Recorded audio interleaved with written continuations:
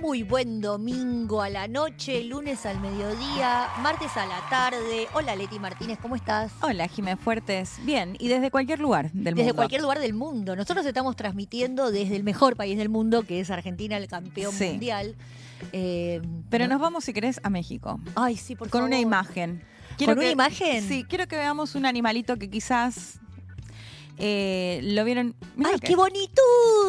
¿Qué es eso? ¿Una ranita? Ajolote se llama. Últimamente se hizo bastante conocido, era algo que yo no sabía, pero porque no tengo niñes alrededor, que sale mucho en videojuegos, en dibujos. ¿Ajolote? Ajolote, sí. Así, una con- especie de salamandra, sí. ¿Por qué estamos hablando de este bichito tan...? muy lindo. Es muy lindo. Hay otro, tenemos un video, pero quiero que veamos primero un título por el cual vamos a hablar brevemente, Ahí está, que mirá. es el dato. Esto salió en The Washington Post hoy. Dice, estos ajolotes brillantes podrían contener el secreto de la regeneración de las extremidades humanas. No, para. Vos me decís que Milei, que dijo que si aumentaba los impuestos se cortaba un brazo y aumentó los impuestos. Se puede cortar un brazo y capaz que se puede regenerar. Mirá. No, bueno, no tanto todavía, pero sí me pareció muy interesante esta nota para conocer a estos bichitos tan lindos. Ahí tenemos un video también para compartir algunas imágenes, porque bueno, son distintos, es muy tierno. Es muy simpático, ¿no? Es muy lindo. Bueno, ¿qué Tiene las tiene? manitos. Sí, la particularidad justamente es que se les puede, de hecho hicieron un estudio, una investigación que dice, bueno, que le pusieron anestesia, toda la historia, aunque no sentirían el mismo dolor que puede llegar a sentir cualquier otra persona cuando te amputan una extremidad. Y le amputaron partes de su cuerpo y vuelve a regenerarse. O sea, le vuelve a crecer. Exactamente. Como la cola de las lagartijas. Sí, hay toda una explicación en la cual no me voy a meter porque desconozco, pero sí ahí lo explican bien en la nota con, decía, esta particularidad que tiene esta especie, que lo que se busca en realidad es investigar si esto se puede llegar a llevar un estudio más adelante para ver si se podría llevar adelante con los humanos. Claro, o sea, quieren entender cómo funciona para Sí. poder replicarlo en otras especies. Exactamente. De hecho, bueno, lo que estudian sobre todo es una molécula conocida como ácido retinoico, que muchas Sí, veces el acá lo retinol. escuchamos como el retinol, claro, Claro. entiendo que es como de la familia, que lo escuchas en cualquier crema y demás, Claro. que te dicen anti-envejecimiento. Anti-age, sí. Porque ¿qué tienen también estos bichos hermosos? No que lo necesitemos nosotros. No, claro.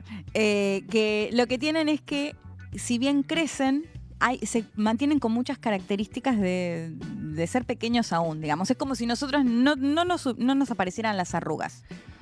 O sea que Como se que está todo el mantienen tiempo cierta regenerándose. juventud. Qué impresionante. Tienen cierta juventud. De hecho, esto regeneran hasta partes, hasta órganos vitales, sí.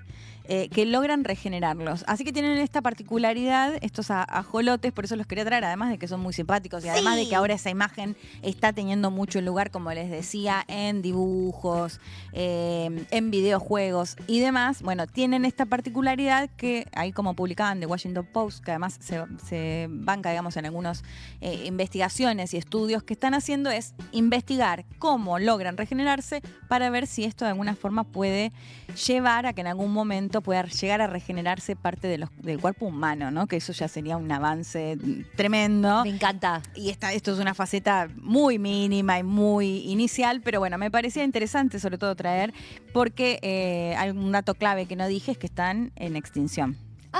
Están pequeño sobre todo en datito. México, sí. Y por eso lo linkeábamos, porque cuando hablamos justamente de ambientalismo, también hablamos de las especies en extinción y demás. Y de hecho, hoy le vamos a dedicar una parte al foro que se llevó adelante esta semana Sí. en Naciones Unidas, que tiene que ver justamente con la protección de los océanos, ¿no? Y todo linkea con todo, porque Sí. si no cuidamos, como decimos, nuestra casa común, tampoco cuidamos a quienes viven entre nosotros y todo tipo de especies. Así que bueno, me pareció interesante traer este dato de este Me bicho encantó. tan lindo que puede llegar a surgir una investigación muy grosa. Sí, ahora por ahí justamente a partir de la búsqueda de la juventud eterna o incluso del avance de la medicina Sí. lo empezamos a cuidar, no porque era una especie que había que cuidar y nada más, ¿no? Claro, igual, pero bueno, al pensar que no sería solo algo estético, digamos, de que tenga que ver No, con no, las médico, arrugas, claro. claro, sino un avance de la ciencia. Una parte de tu cuerpo que te amputaron, ¿no? En esos términos lo planteaban. Impresionante. Sí, de hecho investigaban ahí cómo lograban, porque la memoria que tienen para recordar dónde, por ejemplo, justamente para que vuelva a regenerar, no sé, en nuestro caso sería un brazo y no que regenere otra parte. Bueno, la verdad es que la nota está buenísima, si les interesa leerla para conocer un poquito más. La podemos subir a nuestro Instagram. Sí, sobre los ajolotes y toda esta investigación que se está llevando detrás. Me encantó, Leti. Después la vamos a subir a nuestro Instagram, que de paso lo recomendamos, es @estapasandoambientalismo popular. Nos pueden escribir allí. Ahí lo ven abajo. Ahí lo ven. Es con puntos. Pasando.ambientalismo. Ahí va. Muchísimas gracias, amigos. Bueno, ¿y de qué nos vas a hablar hoy, Leti? Vamos a hablar del foro que mencionaba recién sobre la protección de los océanos. Lo vi sí, una sorpresa ¿qué hubo hacía ese entre los hombre ahí? mandatarios. Recordemos que se llevó adelante en Niza, en Francia, es decir, que el anfitrión fue Emmanuel Macron. Pero vamos a estar contando porque participaron varios mandatarios, Lula da Silva, pero bueno, no es una sorpresa Lula da Silva porque sabemos que tiene en su agenda la cuestión ambiental. Claro. La sorpresa fue que estuvo Javier Milei también. Sí. No lo vamos a escuchar, pero sí lo vamos a ver, pero sí vamos a escuchar algunos de los discursos más fuertes porque tanto el de Lula como incluso el de Guterres, el secretario general de la ONU, y Emmanuel Macron, que apuntaron mucho a la ultraderecha también, ¿no? Mucho discurso hablando de Groenlandia no se vende, en contra de... Les podemos vender el cantito nuestro. Groenlandia no se vende, sí.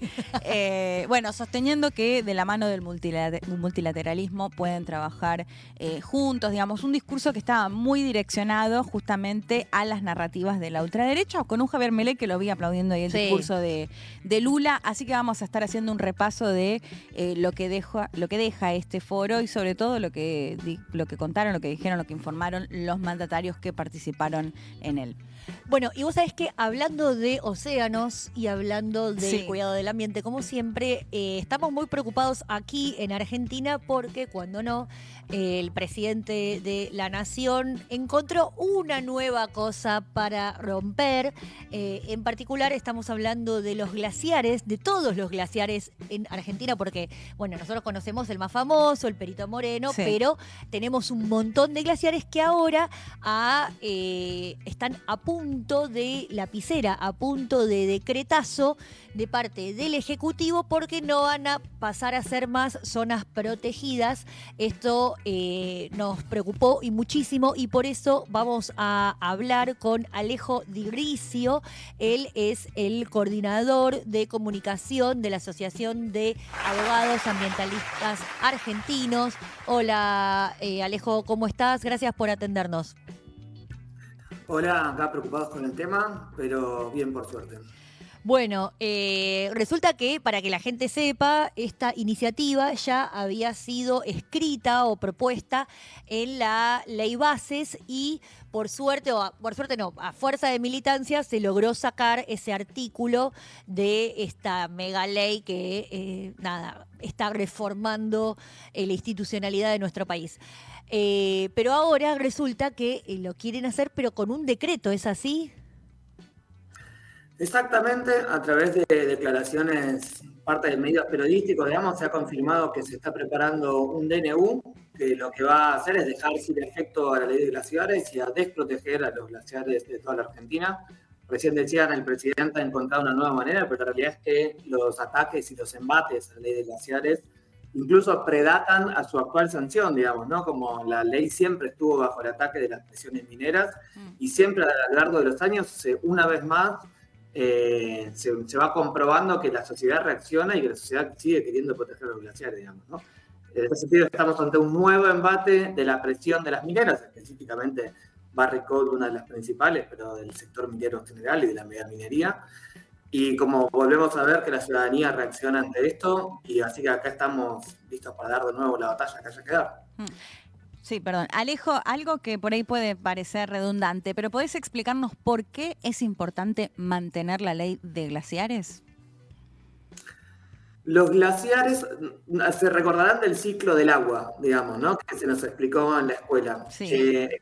También un ciclo del agua congelada, digamos, lo que se llama la criósfera, ¿no? La criósfera, hay los glaciares son parte de ese ciclo y a lo largo de los 3.500 kilómetros, 3.600 kilómetros de la cordillera de los Andes, tenemos glaciares que alimentan a 39 cuencas hídricas, ¿no? O sea, específicamente en muchos lugares de los cuales el agua que la ciudadanía toma depende del caudal de ríos andinos. Hay en algunos de estos ríos, los años secos, los años que hay sequía, el agua de deshielo de glaciares es hasta el 40% del agua. Esto implica no solamente el agua que toma la gente, el agua potable, digamos, y el agua del cual dependen los pueblos, sino también el agua de la cual dependen muchos sistemas productivos, muchas actividades de la economía popular, de la agricultura, que depende también todo el entramado, digamos, de cómo funciona la sociedad. En muchos de estos lugares depende del agua. Aparte de eso, los glaciares son un patrimonio argentino en términos ambientales, en términos de la biodiversidad y también en términos de que ante el cambio climático y ante la crisis climática que estamos viendo, los glaciares se convierten también en reservas estratégicas de un bien natural fundamental como lo es el agua. Y ahora, vos decías a pedido de la Barrick Gold, en particular, esa mega empresa minera está atrás de este tipo de iniciativas porque creen que pueden encontrar metales preciosos en los glaciares o en las tierras donde están los glaciares. Lo que se intenta ahora es modificar la ley para permitir la actividad en lo que se llama el ambiente periglacial, ¿no? O sea, los alrededores. En los alrededores, exactamente, pero son los alrededores que forman parte del mismo glaciar. Esto lo que quiero decir es que el agua, la tierra misma que está congelada alrededor del glaciar, es lo que permite también, por ejemplo, que el glaciar no se derrita más rápido, no conserve su integridad, y son los glaciares más chicos, y lo que se quiere hacer es llevarse puesto a los glaciares que tengan menos de 1 hectárea. Recordemos que 1 hectárea es enorme, digamos. Sí. O sea, puede haber glaciares enormes que se quieren llevar puestos y forman parte del mismo sistema. Esto es a lo que me refiero, ¿no? O sea, llevarse puesto el ambiente periglaciar es llevarse puesto los glaciares. Lo que intentan ahora es no solamente avanzar con actividades, con exploración y explotación minera, sino también con exploración y explotación hidrocarburífera en zonas donde antes no lo había. Grave. Están buscando, o sea, expandir las fronteras posibles, esto en conjunción con el RIGI y con los DNU que permiten que los beneficios de la minería que ya tenían un puñado de empresas se multipliquen muchas veces sin estar modificando, como sabemos hace décadas, sin estar modificando para nada los entramados productivos, digamos, ¿no? Entonces es plata para pocos hoy y poca agua para la mayoría para el resto de las décadas. Alejo, pensaba y te invito un poco a reflexionar. Contaba que después vamos a hablar del foro para la protección de océanos que se realizó esta semana en Francia, en la cual participó Javier Milei, bueno, ahí según algunos análisis para sacarse una foto con Macron. Únicamente. Sí, pero bueno, Macron decía, mientras la tierra se calienta, el océano hierve. Bueno, hablando, de hecho, fue uno de los discursos más duros, y yo decía, pegándole incluso mucho a la ultraderecha negacionista. Y pensaba en esto, a veces las ultraderechas tienen, bueno, por ejemplo, una agenda muy retrógrada en lo social, pero no sé si avanzan efectivamente en lo social. Digamos, no sé si ves... En lo ambiental. No, me estoy refiriendo a la agenda social. Entonces, preguntar en lo ambiental, la situación ahí es completamente opuesta, quiero decir, que no solo lo niegan, sino que realmente después van con los actos. Quiero decir, no sé, cuestionan el aborto, la ley del aborto, no digo solo en la Argentina, sino en el mundo, pero después tienen dificultades si quieren retroceder en el derecho adquirido, ¿entendés? Sí. En cambio, digo, con el ambientalismo da la sensación de que realmente están avanzando con todo, digo, no es solo una cuestión narrativa de negar el cambio climático, sino que en las acciones, y ahora sí te llevo al caso puntual de la Argentina, avanzaron con todo. En este sentido, yo me animo a tener mis bemoles, digamos, con esa afirmación, porque la ley de glaciares empezaron a modificar dentro de la ley ómnibus, de ley base, y fue precisamente la movilización popular lo que frenó, digamos, ¿no? Lo mismo con la ley de bosques, y son ambas leyes que han sido conquistadas muy a través de la movilización ciudadana, digamos. Eran leyes que el poder político en ningún momento quiso ceder, y que a través de la movilización ciudadana han podido ser conquistadas y que todavía se defienden gracias a la movilización ciudadana, digamos, ¿no? Que garantizan un grado de bienestar para la mayoría de la población, y eso se ve reflejado, y también una identificación que son nuestros ecosistemas, digamos. Existe en Argentina la sensación de protección de nuestros ecosistemas.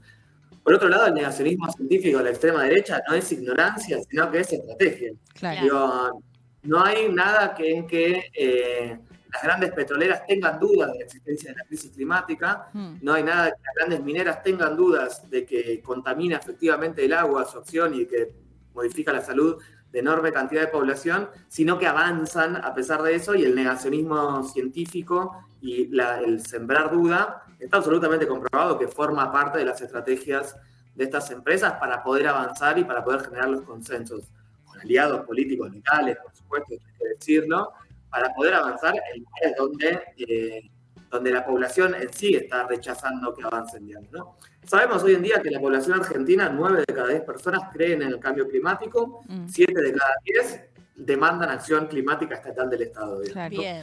Sí, me gustó esto, igual lo niegan, pero no es por ignorancia, ¿no? No, claramente, sí, claramente. es por un interés. ¿Y se están planificando algunas actividades, acciones para visibilizar, digo, más allá de esta nota y las notas que están saliendo en distintos medios de parte de ustedes, los abogados ambientalistas, digo, ¿hay alguna movilización, actividad política que tengan en vistas? En un principio lo que vemos es que hay una enorme reacción ciudadana y eso se está expresando inmediatamente a partir del primer rumor de modificación de ley de glaciares. Se levantaron las alertas. Bien. Digo, se intenta entrar esto nuevamente por la ventana del decreto porque se sabe que incluso adentro del Congreso, en la ley base, fue rechazado por el resto del arco político. Tal cual. La ley de glaciares es enormemente apoyada y es enormemente popular. Todos los intentos de modificación que se están realizando son inconstitucionales porque no tienen el debido proceso legislativo y que por los acuerdos internacionales que Argentina suscribe, no se puede retroceder en derechos ambientales, digamos, Claro. ¿no?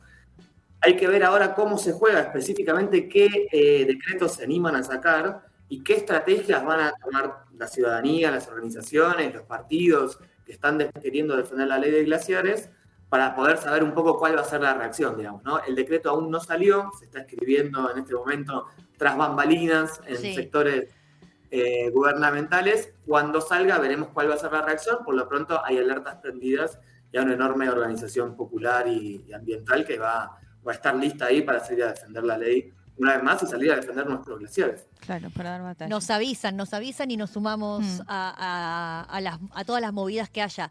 Sí. Aparte pensaba justamente, muchas veces estos proyectos son frenados a fuerza de denuncia pública y de movilización popular. La única fuerza que lo frena es eso.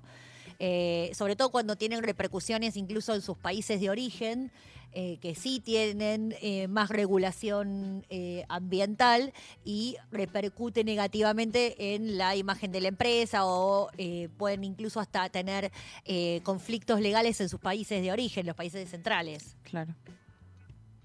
Sí, sabemos que hoy en día la estatalidad nacional argentina no es para nada una aliada, sino que es una aliada de las organizaciones en términos de embates ambientales y climáticos, lo cual hace más necesario que nunca que la justicia se sostiene en la calle, digamos. Total. Específicamente justicia ambiental, o toda la justicia, como bien sabemos el día de hoy, pero la justicia ambiental, más que ninguna otra, es lo que la sostiene, digamos, y lo que permite avanzar o sostener los pocos conquistas y derechos adquiridos, es la movilización ciudadana ante todo. Alejo, muchísimas gracias por tu tiempo y estamos en contacto justamente para que a la primera de cambio estemos todos hiperalertas y salir a defender nuestra Argentina, nuestra patria, nuestra soberanía.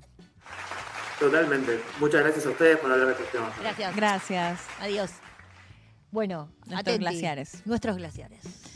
Sí, me gustó igual, me dio esa vuelta que yo lo pensaba más por el lado de, presupuesto, cuestiones que puede decidir el Ejecutivo y que lo vemos que recorta, que quita programas, que quita... Lo decía más en ese sentido, pero me gustó la respuesta esperanzadora de, pero pará porque igual salieron a movilizarse. Sí. Me acuerdo otra entrevista que hicimos que vos le habías dicho también algo en relación a otros países y tenían mayor capacidad de movilización en lo ambiental y salieron a decir, no, Argentina también está. ¡Vamos! Así que bien. Bien, Leti, me gusta. Sí, ¿te parece que pasemos igual a otro tema, aunque no es tan distinto? ¿A otra parte del océano? Sí, a otra parte del océano. A ver, te decía, esta semana se llevó adelante en Niza, en Francia, lo que se conoce como el Foro para la Protección de los Océanos, que tuvo, como decía, de anfitrión al presidente Emmanuel Macron. Tenemos algunas imágenes ahí para, no se vayan, para compartir. Vayan. Bueno, Quédense. sí. Hay alguna imagen para compartir, decía, sobre lo que tiene que ver con el foro, digamos.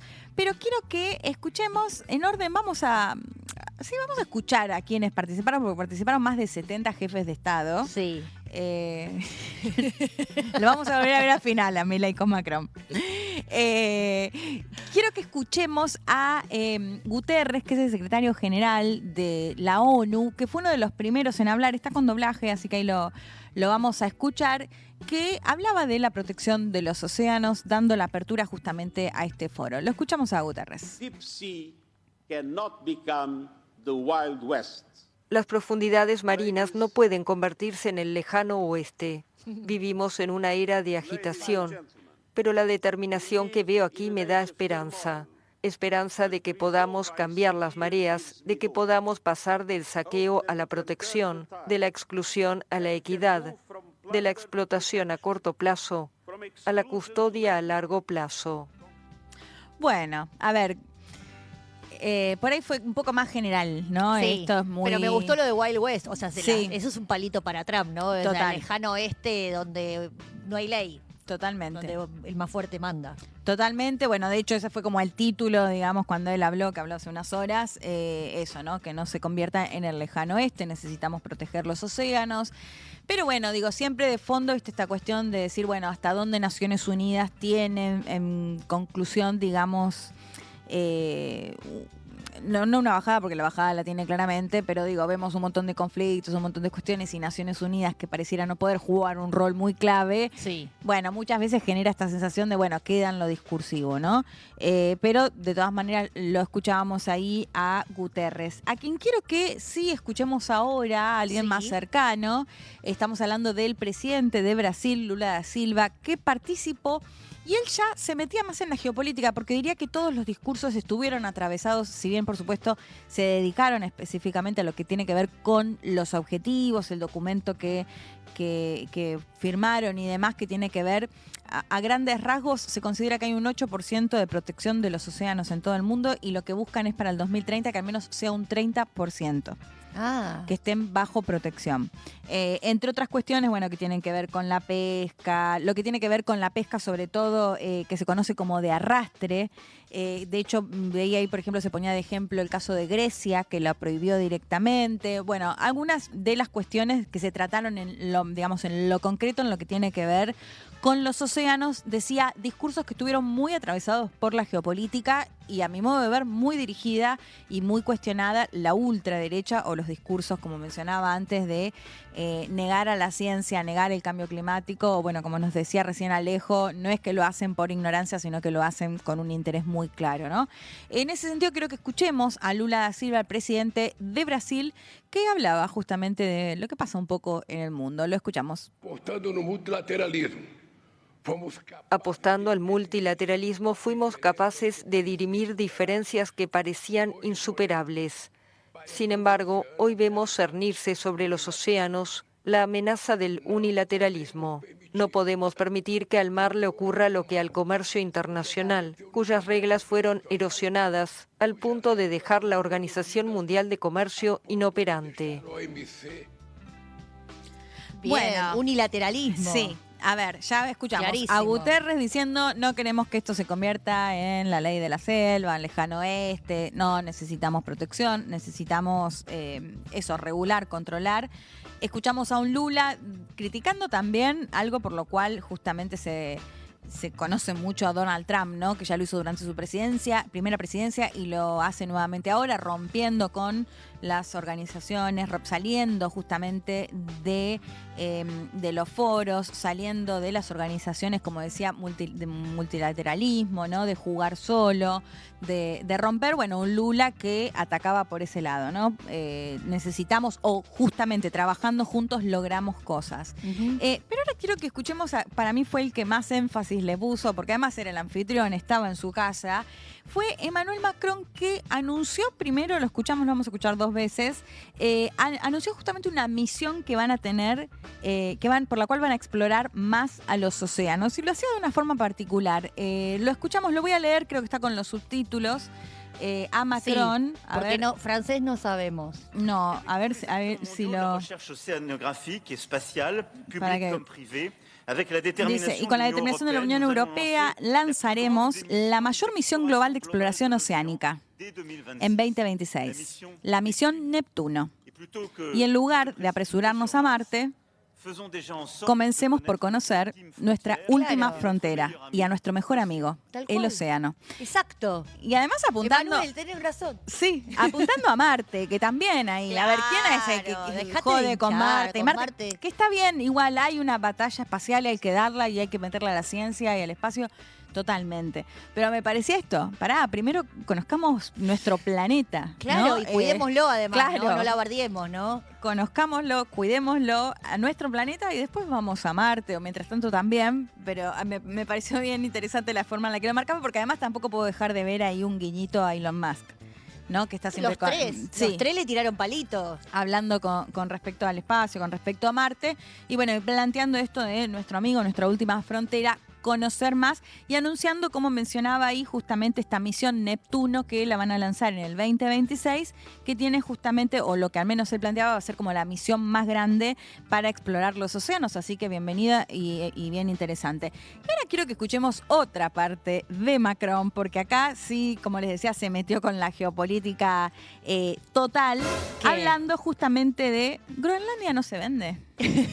Groenlandia no se vende. Está para el cantito. Está para el cantito, chiques. Sí, a ver, lo escuchamos nuevamente a Macron.